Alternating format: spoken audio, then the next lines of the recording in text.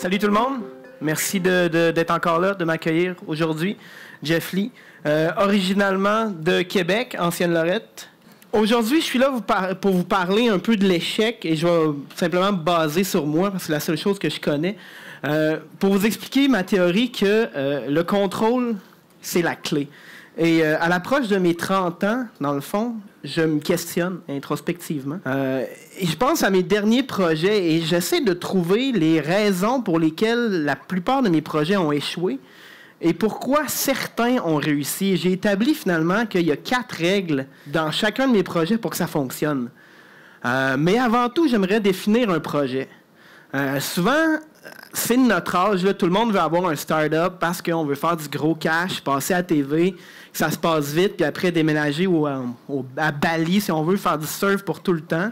Fait qu'un projet, pour moi, c'est pas pour faire du gros cash, c'est pas pour devenir célèbre, et c'est pas pour prouver à son ex qu'on est bon.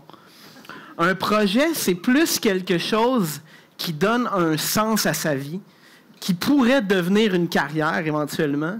Quand je parle d'un projet, moi, je parle vraiment d'un côté entrepreneurial. Je parle d'un projet qui fait que tu as une raison de te lever le matin. Alors, pour moi, un projet, c'est plus dans le sens de « it could be a career ». It could be something I could write a book about. Puis le vendre chez Costco. Mon approche, à chaque fois, j'approche la chose naïvement. Je me dis « OK, cette fois-là, c'est la dernière fois. Because this is the big one, you know. This is where I'm gonna... This is where it's gonna happen, you know. » Puis en anglais, ça fait tout le temps plus international. Fait que je me dis tout le temps à tous mes amis, je suis là, un peu chaud, puis je dis « Non, man, cette fois-là, c'est la bonne, tu vas voir. » Puis mon père qui me prête de l'argent, « Of course, this time is the right time, Dad, don't worry. » Puis mon père, il me dit tout le temps, « Crime, Jeff, à un moment donné, tu vas finir par tu vas finir par l'avoir, tu sais. À un moment donné, j'espère que tu vas te trouver une job, Jeff. Faudrait que ça commence à... Tu vas avoir 30 ans, hein, ça va se passer. » Puis là, mon argumentaire, c'est juste, « Mais non, papa, c'est toujours le même projet. Il y a juste tout le temps un angle différent. Mais c'est juste un timeline épique. J'ai juste changé le nom. » Donc, on va découvrir ensemble certains de mes projets. Et je vais vous montrer que pour réussir un projet, mes 4 clés, selon moi, c'est d'avoir le contrôle. Premièrement, contrôle sur la création, contrôle sur la production, sur la distribution et évidemment, sur le cash flow. Peut-être que des gens sont familiers avec ce projet-là. Quand j'avais environ 16-17 ans, j'étais allé voir le Canal Vox ici, à Québec, qui est maintenant ma télé. Je leur ai pitché une émission de télé qui s'appelait La Nouvelle École, où en fait, le concept, c'était vraiment pas compliqué. C'était moi et mes amis avec des caméras, on se filmait.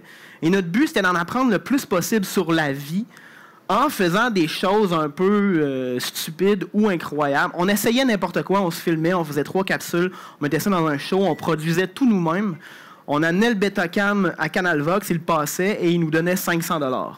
Quand ils m'ont signé la première saison, puis qu'ils m'avaient dit « Jeff, rapporte-nous un pilote », j'avais fait comme « Yeah, fine ». Puis j'avais demandé à mon père c'était quoi un pilote, il m'avait expliqué c'était quoi.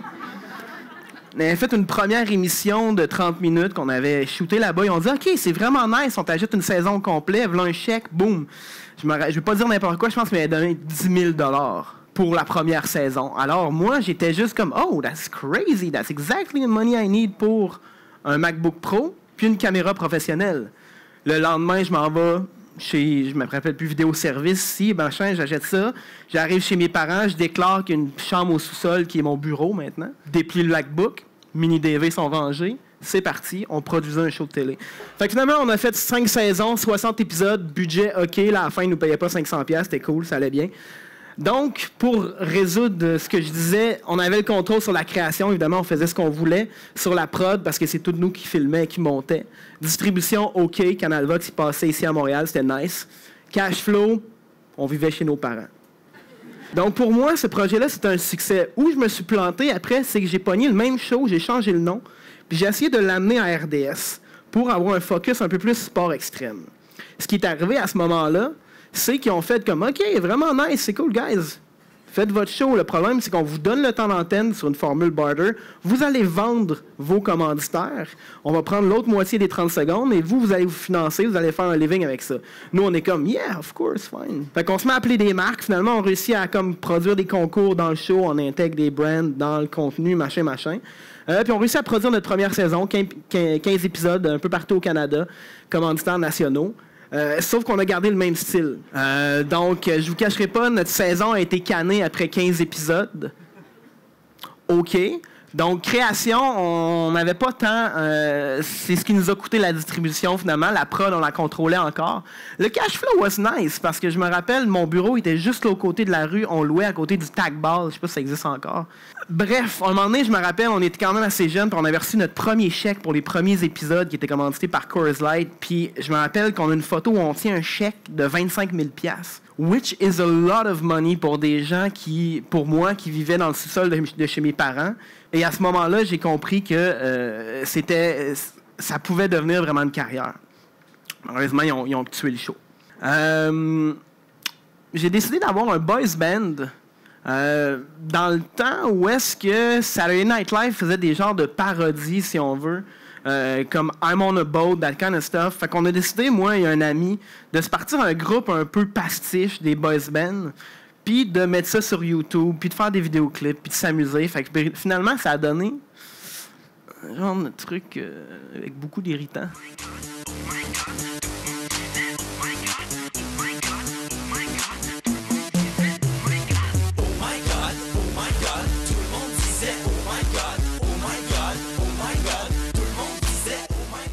Alors, ça s'appelait Bravo. On avait vraiment, vraiment beaucoup de fun à faire ça. Et je me rappelle que dans ce temps-là, on avait aussi fait un deal avec Radio Énergie où on avait fait une toune qui s'appelait Tout le monde aime Éric Salvaille, qui était comme une espèce de... Donc après, moi, j'étais comme cool, on est buddy avec Énergie, yeah, of course. Je suis là dans le meeting avec genre la directrice musicale, je pense que j'ai un suit, whatever. Je leur montre mes clips, je leur montre qu'on a des vues, je dis il y a de l'attraction, c'est le fun. Et je vais toujours me rappeler ce qu'elle me dit. Elle dit écoute Jeff, on aime beaucoup ce que tu as fait pour nous, là, vous avez été payé, fine. Dans tes chansons, il y a comme un petit irritant. Donc c'est là que ça s'est arrêté, si on veut, l'ambition. Oh my God! Et voilà. Donc trêve de boys band. En fait, j'ai toujours le même concept. Ce qu'on faisait avec la télé, on l'a amené en ligne. Donc, j'étais allé partner up avec un gars de Montréal. J'ai déménagé à Montréal pour ça. Qui lui avait une compagnie web qui s'appelait Swoo, Maxime Fleurant. Et avec lui, on a développé la même chose qu'on faisait avec la nouvelle école La Virée, mais en ligne, qu'on a appelé Bombe.tv. Et là, on parle des débuts de la web télé. On parle des débuts du branded content. On parle, si on veut, du début de YouTube, où on parle du temps que quand on mettait quelque chose sur Facebook, une fanpage, whatever, on avait des likes gratuitement, hein, le partage organique qu'on connaît si bien. Donc, dans ce temps-là, ça allait super bien. Donc, on a produit 300 capsules web. C'était aussi une émission de télé pour qu'on ait des sous. Des trucs multiplateformes. Donc, on avait aussi des émissions à Vox dans ce temps-là. On avait un bureau, on avait une équipe. Donc, c'était le fun. Things were going great, justement. Mademoiselle Cara est ici. On avait des deals avec plusieurs agences de pub où on faisait du branded content pour, par exemple, Molson, Subway, H. Grégoire. On avait développé des petits concours avec toutes ces marques-là. Donc, c'était les premiers balbutiements du contenu de marque. Sauf qu'on réussit à avoir des bons chiffres à cause, justement, des réseaux sociaux qui bottleneckaient pas, si on veut, notre reach. Donc, ça allait bien dans ce temps-là. Donc, je dirais que ce projet-là a été un succès. Le problème, c'est qu'à un moment donné, moi, j'ai grandi et le brand qu'on avait développé était un peu jeunot et moi, j'étais comme un peu dans ma crise où est-ce que, genre, je voulais faire de la pub, je voulais comme être cool, je voulais juste comme, genre, être un créatif, machin, puis je voulais plus faire des capsules pour les jeunes. Fait que finalement, je suis sorti discrètement de la business, ça a continué après moi, puis c'est mon partner qui a continué à rouler ça. Ce qui m'a amené après à avoir ma première vraie job chez Sidley, comme concepteur-rédacteur et producteur au contenu. Bon, tout le monde connaît Sidley. C'est une business qui est super malade. Donc, évidemment, c'est la meilleure job que je ne pouvais avoir. Je veux dire, il me laissait faire absolument ce que je voulais. J'étais là un peu lâché comme une espèce d'électron libre où, dans le fond, oui, j'avais mes concepts à trouver. Je travaillais sur des super beaux brands comme Vidéotron pendant longtemps. C'était vraiment le fun. Sauf qu'après 3 ans, il y a quelque chose qui a grandi en dedans de moi. Puis c'était mon côté entrepreneur qui reprenait le dessus. Donc, après 3 ans, j'ai mis ma petite plante dans une boîte et j'ai quitté pour faire le plus gros échec de ma vie, qui était mon start-up qui s'appelait Marmalades. Dans ce temps-là, non, encore une fois, j'avais un besoin de vivre un peu ce que les gens vivaient au niveau de la communauté startup. J'avais l'esprit que ce serait facile. Moi, je m'en allais raiser 1 million, on allait faire comme la grosse patente, on allait marcher, on allait être comme nonchalant, on allait aller dans la vallée à San Francisco avec des sauts qu'on a empruntés. Tu sais, je le voyais, là, tu sais, j'étais prêt. Donc, pendant 1 an, on a essayé de développer une application numérique pour lire des livres. Fait qu'en fait, c'était une application qui permet d'uploader un livre numérique dedans, puis dans le fond, ça transformait tous les mots en hyperliens. Donc, dans le fond, ça prenait le contexte du livre avec un algorithme, ça permettait de cliquer sur des mots, puis d'avoir du contenu gratuit qui était online, vidéo YouTube, Wikipédia, that kind of stuff. Où on s'est vraiment planté, moi et mes partners là-dedans, c'est qu'on n'avait pas nécessairement le contrôle sur la prod et la technologie. On s'en allait à quelque part qui était vraiment pas notre tasse de thé, si on veut. Donc, mon problème là-dedans, mon échec, c'est que moi, je m'occupais du marketing. Et dans le fond, j'ai spiné cette histoire-là comme si c'était mon dernier projet. J'étais allé voir des journalistes, on a fait le cover de la presse Affaires avec ça. Pendant C2 Montréal, tout le monde me demandait ce qui se passait avec Marmalade. J'avais vraiment l'impression que ça se passait, mais notre produit n'était pas là pantoute. Donc, l'erreur que j'ai faite, c'est de vendre la peau de l'ours avant de l'avoir tué. Et notre mascotte était un ours, donc c'est assez drôle. Ce qui est triste là-dedans, c'est que moi, je me suis investi à temps plein. J'ai caché out des REER que j'avais pour pouvoir continuer à vivre. It's okay, it's just money. On l'a spiné un peu à la joke, mais ça a vraiment fait mal un peu, ce projet-là. Puis je pense que c'est une des premières fois où j'en parle publiquement. Donc, mais ce que j'ai appris de ça, c'est de ne pas vendre la peau de l'ours avant de l'avoir tué. Mon nouveau projet, qui sera le dernier.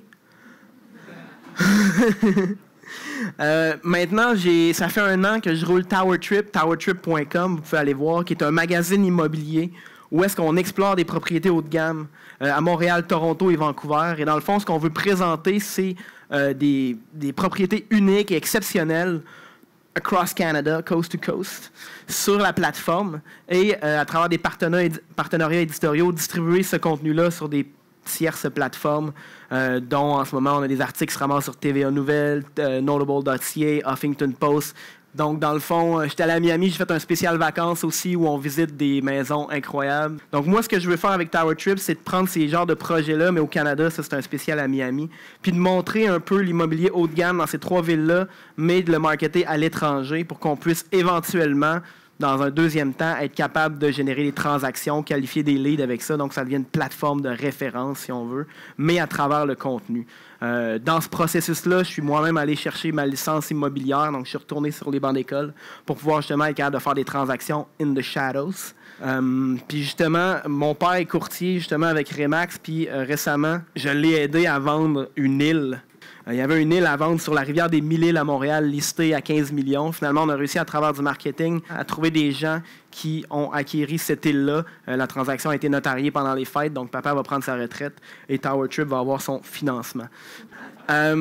Création, je veux dire, quand je parle du contrôle, c'est la clé. Pour moi, j'ai parti ce projet-là from the ground up, avec un brand que je contrôle. La prod, je veux dire, c'est nous autres qui prenons des photos et mes correspondants, qui sont des photographes d'architecture et d'immobilier, donc ils savent ce qu'ils font. Distribution, je la développe tranquillement. Cash flow, it's gonna be fine, on va s'organiser. Mais l'important, c'est de ne pas avoir cette espèce de pression-là, je pense, de, par exemple, mon projet précédent, où est-ce que tu as une espèce de gun sur la tête. Là, j'y vais à mon rythme. Je me dis, hey, let's go to Toronto. Puis je contacte avec des brokers, on prend des cafés, on prend des photos. Puis c'est pour ça qui fait que ça peut devenir éventuellement un projet et une carrière. Le takeaway, c'est que je fais toujours la même chose. Je fais juste changer le nom et j'essaie de faire du contenu qui inspire et qui éventuellement va générer des visites, des vues et qui va pouvoir vendre quelque chose, soit un commanditaire ou de l'immobilier. Mon temps achève, hein, right? Je suis en train de péter.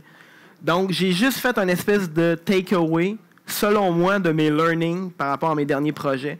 Donc, c'est plus facile de créer un brand from scratch. Dans une niche super précise. Je sais qu'il y a un gars de Québec ici que j'aime beaucoup, qui est Patrice, qui fait Monsieur Cocktail maintenant, qui a fait une émission de télé avec PY, machin, avec du contenu vagabond. Quand je dis contenu vagabond, c'est que mon contenu n'est pas juste sur ma plateforme. Si tu le vois sur TVA Nouvelles, il est quand même brandé Tower Trip. Puis c'est quand même notre ligne éditoriale et nos images. Donc, le contenu n'est plus seulement sur ma plateforme, il peut être n'importe où. Still relevant.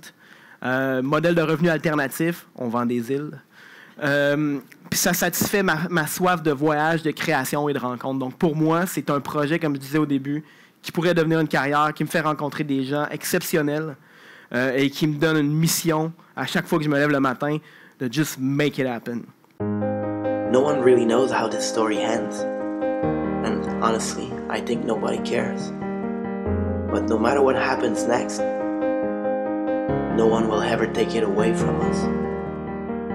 We heard about those kids who started something, turning their dreams into a company. What did they have that we don't? What did they do that we won't? It's true that we don't really fit together, and maybe we're not supposed to meet. But we did, and it works. Sometimes you have to do something stupid to do something smart. Sometimes the only way to go all in is first to get out. You're a genius, you're a loser, but it doesn't matter. Do you want to know how this story ends? Sur ce, merci beaucoup. C'est mon courriel. Vous pouvez me rejoindre aussi sur les réseaux sociaux. C'est là.